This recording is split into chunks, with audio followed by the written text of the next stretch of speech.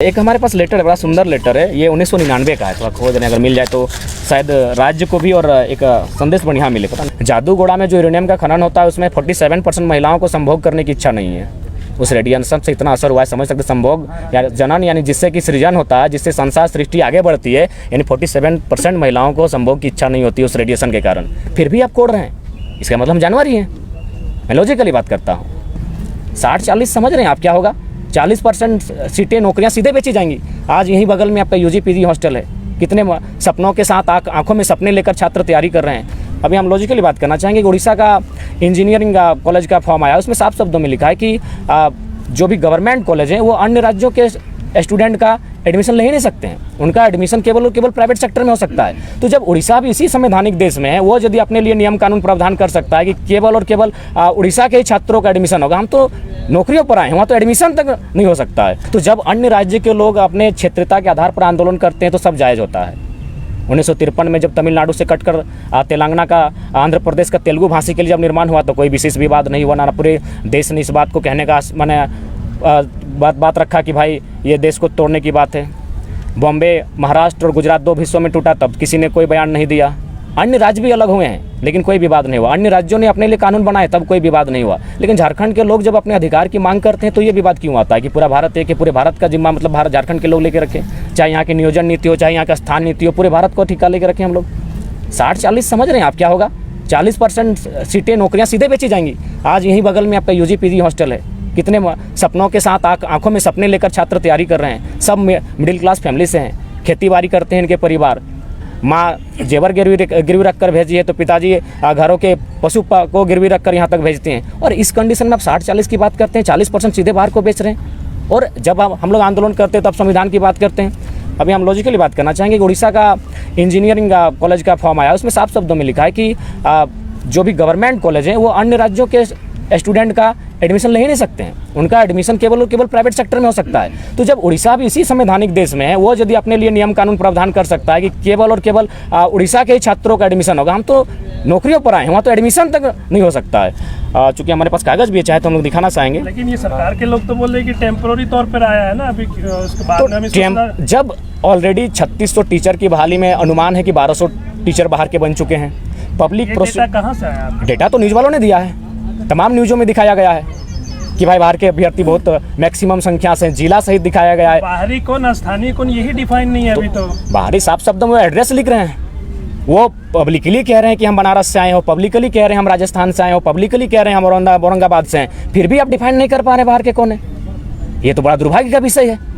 Engineer की बहाली में आप अन्य राज्यों को दे दिए, मेडिकल अफसर आप अन्य राज्यों को दे दिए, तो झारखंड के पास क्या बचेगा? अब तो चपरासी भी नहीं बचेगा। क्योंकि अब जो उत्पाद सिपाही है इसमें भी आप माने झारखंडित होने का प्रमाण नहीं मांग पा रहे हैं। तो ये एक दुर्भाग्य का विषय है। दूसरी बात थोड़ा संविधान की बात करेंगे, क्योंकि आज संविधान के नाम पर दिग्भ्रमित किया जाता है कि भारतीय संविधान में समानता का बात करता है, जो हमारा आर्टिकल 14 से लेकर 18, खासकर 14, 15, 16, मूल रूप से 16 की बात करते हैं क्योंकि नियोजन की बात आर्टिकल 16 करता है। अगर आप भारतीय संविधान अनुच्छेद 16 को देखेंगे तो वहाँ लिखा है कि किसी भी नियोजन में राज्य किसी भी प्रकार का भेदभाव नहीं कर सकता है। कोई भी नियोजन होगी, नियुक्ति होगी तो भेदभाव नहीं कर सकता है। अनुच्छेद 16 दो में कहती है कि आप जाति, धर्म, उद्भव, जन्म स्थान, नस्ल, संप्रदाय, 7 पॉइंट है, उनके आधार पर आप भेदभाव नहीं कर सकते हैं। यानी 16(1), 16(2) के पढ़ने के बाद आपको लगेगा कि कोई भी एंट्री कर सकता है। लेकिन जैसे 16(3) पढ़ते हैं भारतीय संविधान अनुच्छेद 16(3), वहाँ साफ शब्दों में लिखा है कि संसद स्थानीयता के आधार पर यदि उस राज्य के लोग पिछड़े हैं, स्थानीय हैं, तो उनके लिए विशेष नियोजन में प्रावधान बना सकती है। 16(3) कहती है। तो हम तो उसी की बात करते हैं। आप आर्टिकल 46 में चले जाइए। आर्टिकल 46 में जो 16(3) का जिक्र कर रहे हैं, उसी के तहत आपको याद होगा कि जो 1932 आधारित स्थानीय नीति विधानसभा से प्रस्ताव पास किया गया, राज्यपाल के पास भेजा गया कि आप केंद्र को भेजिए, और उसमें जो 100% रिजर्वेशन की बात थी, जो आप लोग मांग भी करते हैं द्वितीय और चतुर्थ वर्ग में, कि संसद के पास अधिकार है। संविधान का जिस आप आर्टिकल का जिक्र कर रहे हैं जी, वो संसद का ही मामला है। मौलिक अधिकार यानी संसद का विषय है। तो वो तो राजभवन से लौटा दिया गया है।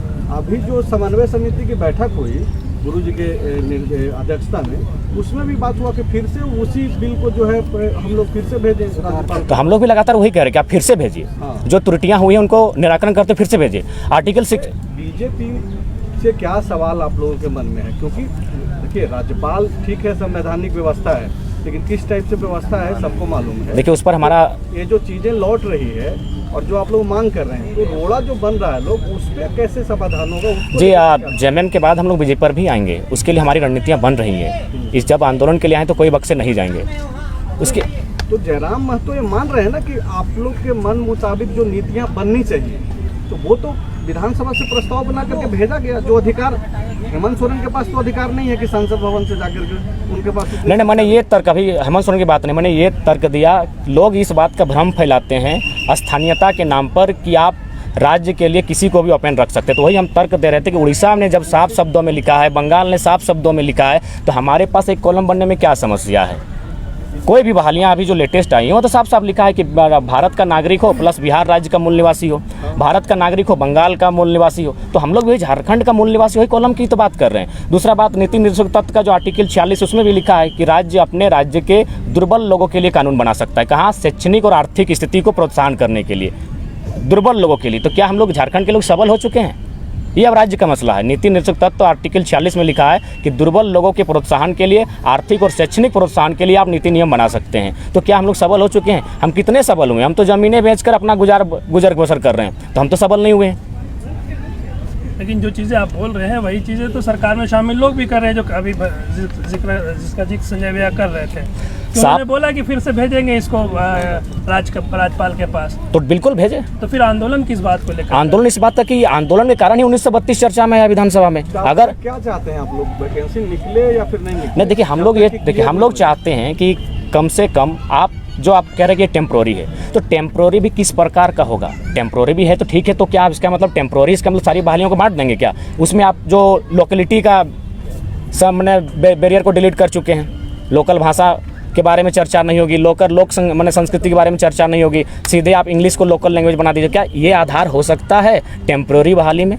क्या इसके माध्यम से आप रोक सकते हैं? आप जिला वाइज सर्वे करते हैं, जिला वाइज कौन सी भाषाएं हैं उसके आधार पर आप GSGK का पेपर सेट करते हैं, ये तो आप कर सकते हैं। ये तो संविधान का हनन नहीं होगा। जिस प्रकार उड़ीसा अपने उड़िया लैंग्वेज को लेकर एक बैरियर बना देती है, आपके पास अब जिला वाइज सर्वे करके, जो इससे पूर्व होती थी यार, अब जो 2-3 भाषाएं, क्योंकि झारखंड में एक भाषाएं पॉसिबल नहीं है, तो इसीलिए मेरा मानना है कि आप जिला वाइज सर्वे करते हुए इस टेम्प्रोरी बहाली को भी लोगों के पहुँच से अन्य राज्यों की, और ये हम नहीं कह रहे हैं, चीफ जस्टिस ऑफ इंडिया पूर्व में M हिदायतुल्लाह ने भी साफ कहा है कि यदि राज्य चाहे तो विकसित राज्यों के अभ्यर्थियों के अतिक्रमण को रोकने के लिए कानून बनाए। टेम्प्रोरी में भी कानून बनता है। आप 40% बेच रहे हैं, बहुत समय लग जाएगा, 4 साल लगभग। कुछ समय क्यों लगेगा? आप जो स्थानीयता का चैप्टर उसको ले आइए ना। जैसे पिछला बार सवाल था पहिला किसे कहते हैं, अब बताइए, अन्य राज्यों के लोग आसानी से नहीं समझेंगे पहिला किसे कहते हैं। आप स्थानीयता चैप्टर को लेकर आइएगा तब ना, आप लोकेलिटी को लेकर आएंगे कि नहीं? आप तो लोकेलिटी को ही डिलीट कर दिए हैं। स्थानीयता के अलावा आप किसी प्रकार से फिलहाल आप इसे टेम्प्रोरी भी रखते हैं तो नहीं बचा सकते हैं। जब तक अस्थायी नियम नहीं बनता है तब तक आप कुछ ऐसा दिमाग तो लगा सकते हैं जो आप रोक सकते हैं। आप लोग 32 का जिक्र करते हैं, बहुत कोल्हान में 32 का किसी के पास हथियार नहीं है, तो अंतिम बाहरी सर्वे सेटलमेंट के बाद चल रहा है, सुरसिंह बेसा का कहना है। हाँ, तो वो बाहरी हो गया आपके हिसाब से? नहीं, हमने ये क्या कहा, हमने शुरू से कहा, हमने कभी 1932 को केंद्र बिंदु कहा, चाहे टाइम या सर्वे सेटलमेंट हुआ है। आप जिलों का जो अंतिम सर्वे सेटलमेंट उसको आधार माने, 4-5 कॉलम में झारखंड की स्थानीयता परिभाषित होगी, एक कॉलम में पॉसिबल नहीं है। झारखंड विविधताओं का राज्य, इस बात को समझना होगा। हमारी एक भाषा नहीं है, बंगाल के तर्ज पर हमारी एक भाषा तो विवाद ही समाप्त हो जाता, उड़ीसा के तर्ज पर हमारी उड़िया भाषा तो विवाद ही नहीं होता। तो झारखंड में थोड़ा टाइम भी लगेगा। तो आप 3 साल लिए, आपका थिंक टैंक क्या काम कर रहा था? वही तो पूछ रहा, आपका जो थिंक टैंक है वो क्या काम कर रहा था? तो अब चाहें तो डॉक्यूमेंट्री दिखा सकते हैं, अन्य एक मस्त डॉक्यूमेंट लेके आए हैं। तो शायद इससे यही मानते हैं कि जिसके पास 1932 का खतियान है वही यहाँ के झारखंड। देखिए, हम स्पष्ट कहना चाहेंगे कि बहुत लोग इस बात को भी कहते हैं कि बहुत सारे ऐसे लोग हैं जो इस राज्य में अन्य राज्यों से आए हैं, मान के चलिए यूपी बिहार बंगाल से आए हैं, किसी एक राज्य का नाम लेने से ठीक बात नहीं है, मिला के लेते हैं, और वे लोग अपने राज्य से कट चुके हैं। चलिए ठीक है, हम स्वागत करते हैं। मैं एक उदाहरण देना चाहूँगा, VS नायपॉल जो नोबेल विजेता हैं, वो उनका भारत उनके पूर्वजों का स्थान था, वे चले गए त्रिनिदाद। VS नायपॉल ब्राह्मण थे, जब वो त्रिनिदाद चले गए तो वे क्रिश्चियन बन गए, स्वाभाविक है, कल्चर बदला जब यहाँ से वहाँ गए तो, और फाइनल जब क्रिश्चियन और हिंदुत्व का टकराहट हुआ तो वे लास्ट में नास्तिक बन गए। समझ के थोड़ा देखिएगा कि आज अगर देवी ईश्वर पर अगर किसी की आस्था है भारत में तो ब्राह्मण परिवार की होती है, लेकिन ब्राह्मण परिवार के सदस्य वहाँ नास्तिक बन जाते हैं। मेरे इस उदाहरण का कहने का तात्पर्य है, जो लोग इस बात को बार बार रख रहे हैं कि हम लोग अपने गांव अपने समाज छोड़ कर आए हैं, तो सिंपल है, झारखंड की भाषा संस्कृति को अपना लीजिए, जैसा देश वैसा भेष सीख लीजिए, आधा विवाद समाप्त हो जाएगा। मतलब खतियान अनिवार्य नहीं। देखिए, मेन बिंदु खतियान रहेगा, अपवाद में एक्सपेक्टेशन जो उसको हट के यदि कोई ऐसे एक्सेप्ट मन है तो उसको आप आधार मान सकते हैं। उसके लिए आप मोटा मोटी अभी देखिए ओबीसी का जब गणना हुआ था तो लगभग हमको लगता है 40 साल लगा था। 1952 में सर्वे स्टार्ट हुआ था, 1990 में आरक्षण दिया गया था, तो आज 23 साल झारखंड का हो चुका है। यदि किसी सरकार की नियत में इस प्रकार की सोच होती कि चलिए भाई कुछ लोग ऐसा हैं, तो सर्वे अभी तक करते तो अभी तक पता भी चल जाता कि कौन लोग ऐसे हैं जो इस भूमि में रहने के बाद अपने भूमि से नाता टूट चुका है। सर्वे में क्लियर हो जाता, एक टीम बनाते हैं। जब 40 साल लगा ओबीसी को गणना करने में, तो 20 साल में आप ये भी गणना कर लेते कि भाई कौन लोग ऐसे हैं, क्योंकि झारखंड बड़े दिल वालों का राज्य है। उसके बाद सरकार सोचती। हमने तो हमेशा ऐसी बातें कही हैं जिससे किसी का नुकसान ना हो, ना कि कोई अराजकता फैले। अरे भाई दूसरे लोग तो तरह तरह की बातें करते हैं, हम लोग तो हमेशा अभी के लोग ना बाहरी सांसद, बाहरी विधायक, देखिए ये तो कहेंगे अब चुने हुए प्रतिनिधि को बाहरी आप बता रहे हैं, आप ही के लोग। नहीं, हम लोग में टैलेंट नहीं है, इसका मतलब आप सांसद जो आपके धनबाद के सांसद उसको बाहरी बताया जाता, उनको चुना किसने जयराम जी? हम लोगों ने ही चुना है और उम्मीद करते हैं कि आगे आने वाले दिनों में इस प्रकार की पुनरावृत्ति ना दोहराई जाए। एक हमारे पास लेटर है, बड़ा सुंदर लेटर है, ये 1999 का है, थोड़ा खोज अगर मिल जाए तो शायद राज्य को भी और एक संदेश बढ़िया मिले, पता नहीं 1999 का लेटर। हाँ, मिल गया। ध्यान दीजिएगा, 1999 में हम बिहार में थे। ये 1999 का लेटर है, बिहार लोक सेवा आयोग पटना, और बिल्कुल सरकारी पत्रांक के साथ है। उस समय बोकारो का जो सेल है वहाँ एक उड़ीसा के व्यक्ति काम करते थे, गुरुचरण कलुंडिया, रोल नंबर 811914। पिता श्री वीरेंद्रनाथ कलुंडिया, ग्राम रामबेड़ा, डाकघर पांडुपानी, भाया जेरई, जिला मयूरभंज, उड़ीसा। यानी उस समय हम बिहार का पार्ट थे।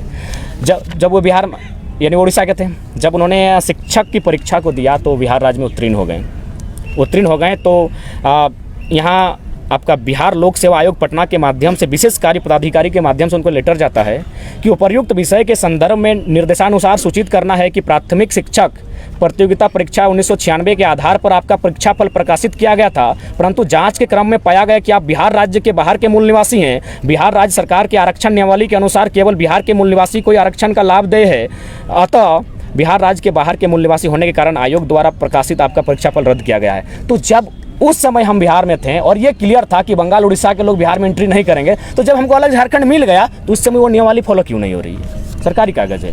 तो इस तरह की मतलब साफ शब्दों में कहा जाए, अब बहुत सारे लोग इस बात का भी दलील देते हैं कि न्यायालय है, ब्यूरोक्रेसी है, इतने आयोग हैं, इतने सरकारी तंत्र हैं, इसके रहते कैसे अन्याय हो सकता है। तो मैं लॉजिकली आज 1.5 साल के आंदोलन में थोड़ा सा मैं एक ऐसा शब्द का प्रयोग करना चाहता हूँ जो शायद अभी सनीदा आपके साथी हमको कह रहे थे कि आप पढ़े लिखे होकर इन शब्दों का प्रयोग करते हैं, लेकिन मजबूरन आज फिर मैं कर रहा हूँ प्रेस कॉन्फ्रेंस में कि ये लोग खासकर हमें झारखंड के लोगों को जानवर समझते हैं।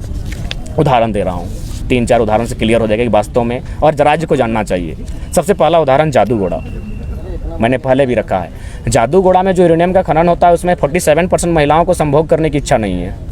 उस रेडिएशन से इतना असर हुआ है, समझ सकते संभोग या जनन यानी जिससे कि सृजन होता है, जिससे संसार सृष्टि आगे बढ़ती है, यानी 47% महिलाओं को संभोग की इच्छा नहीं होती उस रेडिएशन के कारण। फिर भी आप कोड़ रहे हैं, इसका मतलब हम जानवर ही हैं। मैं लॉजिकली बात करता हूँ। जादूगोड़ा की रिपोर्ट है, 100 में 47 महिलाएं, मैंने साफ शब्दों में सुन लीजिए, लॉजिकली बात करें, सेक्स करने की उनमें इच्छा नहीं है।